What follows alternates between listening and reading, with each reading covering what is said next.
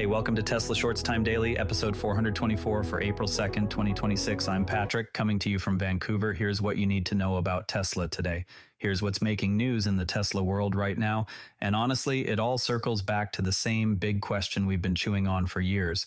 When does full self-driving actually become reliable enough to run as an unsupervised robotaxi? It's not just about getting the car from point A to point B without someone touching the wheel. Unsupervised means the system has to handle literally every weird, messy, unpredictable thing that human drivers run into on any given day.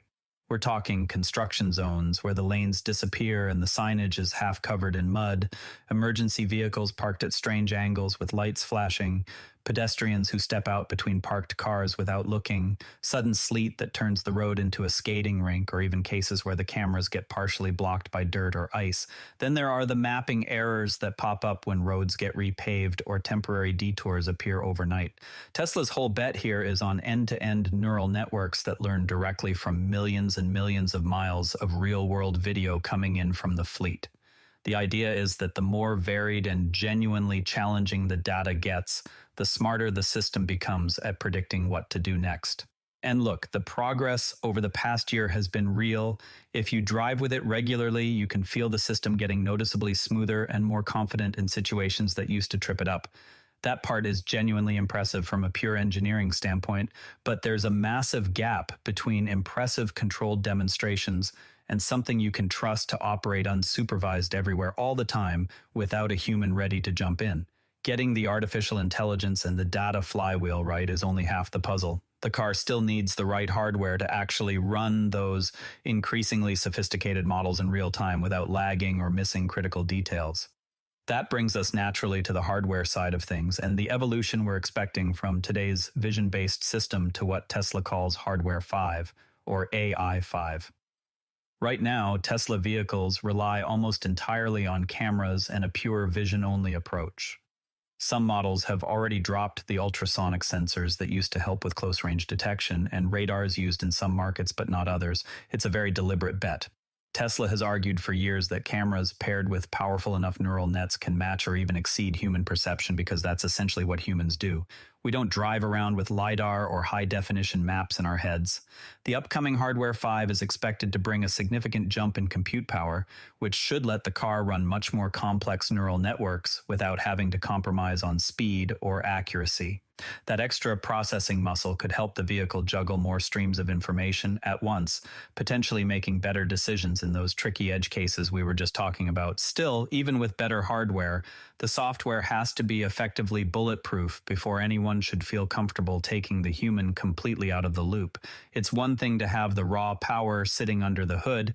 It's another to deploy it safely at massive scale across different climates, different road conditions, and millions of unique driving scenarios. And even if the technology does clear that very high bar, the car still has to be legally allowed to operate without a driver. That's where things get complicated fast, because the regulatory and legal hurdles for unsupervised robotaxis are no small matter. The rules aren't just different from country to country, they can change from state to state and sometimes even city to city. Many places still require special permits, strict geofencing, or some form of constant remote human monitoring in case something goes wrong. Regulators are asking for enormous amounts of unsupervised driving data, basically demanding to see extremely low intervention rates and accident statistics before they'll sign off on widespread commercial use. Tesla has been actively pushing for broader approvals by sharing its safety data and arguing that the system is already performing well in the real world. The fear, of course, is that one serious incident could set the whole approval process back by years, making investors and customers nervous in the meantime. This creates a business environment that's genuinely difficult to predict or plan around. The patchwork of regulations almost guarantees that any rollout will happen in stages, starting in the friendliest jurisdictions and slowly expanding from there rather than flipping a switch and going everywhere at once. It's a reminder that even if the engineering team nails the technology, the real world still has to say yes. Assuming the tech and the regulators do eventually line up, the business case for robotaxis starts to look pretty compelling. Today, supervised full self-driving is still sold as a paid driver assistance feature that owners can use themselves. But once you have true unsupervised capability, the same vehicles could theoretically run as 24/7 revenue-generating assets. The marginal cost per trip becomes almost nothing once the driver is removed from the equation. That's why you see both huge market excitement and deep skepticism about timelines. The economic prize is enormous if everything comes together, yet there are a bunch of mundane but critical operational questions that don't get talked about as much. Who's responsible for cleaning the interior between rides when you're running thousands of vehicles a day? How do you manage charging logistics so cars aren't sitting around with dead batteries when they could be earning money? What happens when a passenger leaves personal items behind or worse, causes damage to the seats or screens? These might sound like small details, but at the scale of a real robo-taxi fleet, they turn into massive logistical and cost challenges. You can't just hope the technology works. You also have to build the entire operational backbone that keeps the cars clean, charged, insured, and turning a profit day after day. So after looking at the technology, the hardware upgrades, the regulatory maze, and the business realities, where does that actually leave us? The realistic outlook is that progress in artificial intelligence has been genuine over the past year.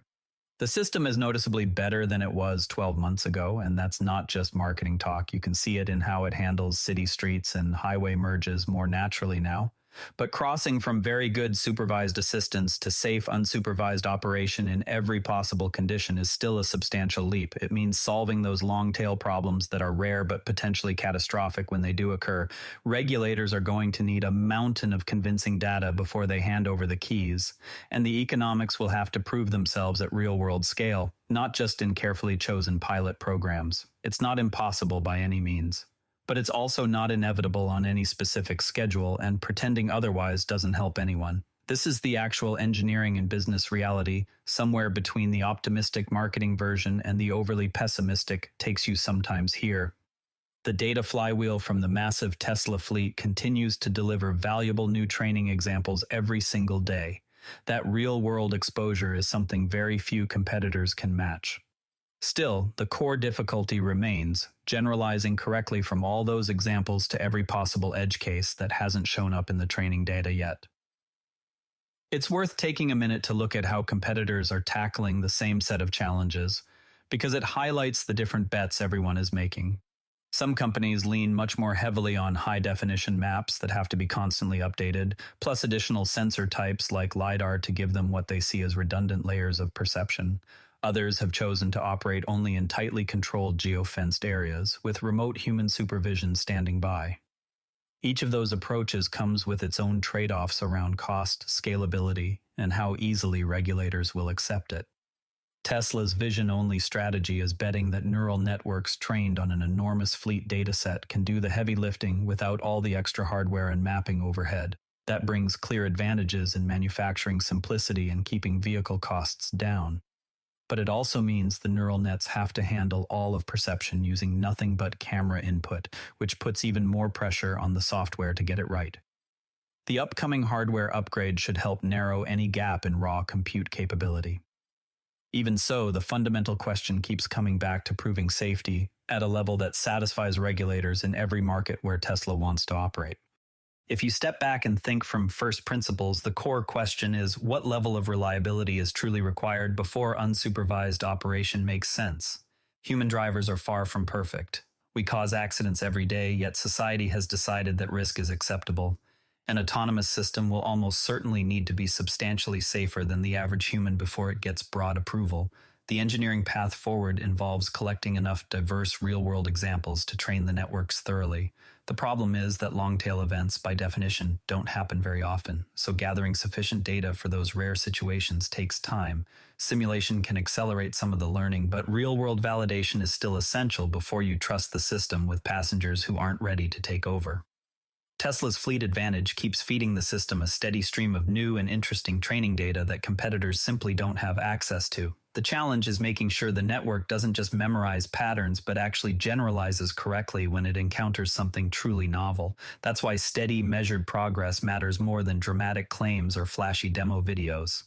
Before we wrap up, it's probably smart to keep a close eye on how regulatory discussions evolve in the key markets over the next few weeks. Those conversations could shift the approval timeline more than any single software update. Tomorrow, we'll be watching for any fresh developments that might move the needle one way or the other. That's your Tesla news for today. TSLA closed at $381.26, up 35 cents, 0.1%. If you found this useful, a rating or review on Apple Podcasts or Spotify really helps new listeners find the show. You can also find us on X at Tesla Shorts Time. I'm Patrick in Vancouver. Thanks for listening, and I'll see you tomorrow. This podcast is curated by Patrick, but generated using AI voice synthesis of my voice using ElevenLabs. The primary reason to do this is I unfortunately don't have the time to be consistent with generating all the content and wanted to focus on creating consistent and regular episodes for all the themes that I enjoy, and I hope others do as well.